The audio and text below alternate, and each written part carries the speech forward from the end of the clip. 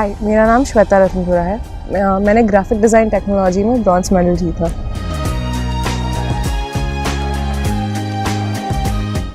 जब इंडिया का नाम स्टेज पे आया फॉर द अवार्ड सेरेमनी, इतना अच्छा लगा।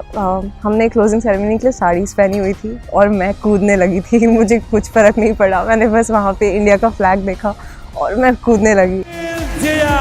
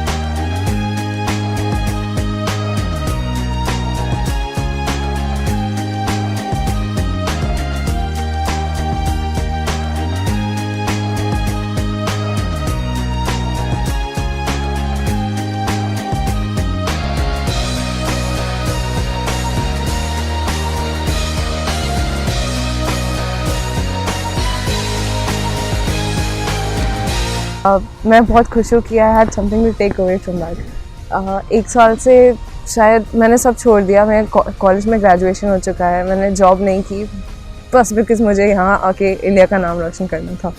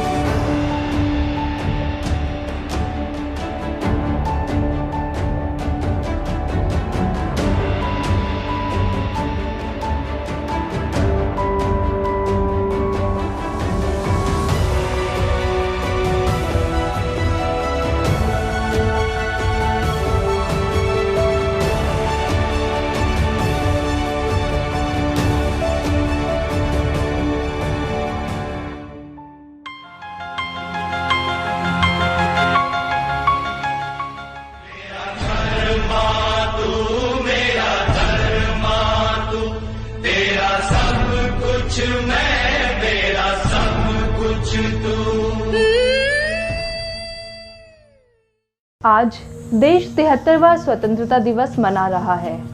इस देश को आज़ादी दिलाने के लिए लड़ने वाले वीरों के साथ देश की वीरांगनाएं भी थी, जिन्होंने बिना किसी डर के साथ आगे बढ़कर भारत को आज़ादी दिलाने में अपना अहम योगदान दिया। तो चलिए इस स्वतंत्रता दिवस उन महिला स्वतंत्रता सेनानियों को याद करें, जिन्होंने हमारे देश का गौरव ही नहीं बढ़ाया बल्कि महिला शक्तिकरण की भी कभी नहीं भूलने वाली मिसाल पेश की। सुचेता कृपलानी यह एक भारतीय स्वतंत्रता सेनानी के साथ ही राजनीतिज्ञ भी थी। उत्तर प्रदेश की पहली महिला मुख्यमंत्री का पद इन्होंने ही संभाला था। सुचेता भारत के बंटवारे के समय महात्मा गांधी के बेहद करीब रही थी। वो उन महिलाओं में शामिल थी जिन्होंने गांधी जी के करीब रहकर देश की आज़ादी की नींव रखी थी। इन्होंने भारत छोड़ो आंदोलन में अपनी अहम भूमिका निभाई थी। मुंबई के ग्वालियर टैंक मैदान में इन्होंने इंडियन नेशनल कांग्रेस का झंडा फहराया था। 1958 में दिल्ली की पहली मेयर चुनी गई थी सुचेता कृपलानी।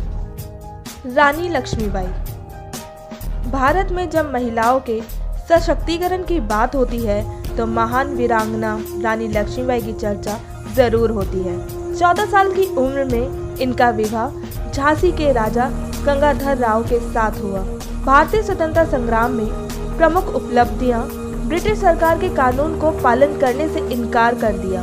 मौत से पहले तक इन्होंने अंग्रेजों के साथ वीरता से लड़ाई की, लेकिन 22 साल की उम्र में ब्रिटिश सेना से लोहा मनवाते हुए वो शहीद हो गई।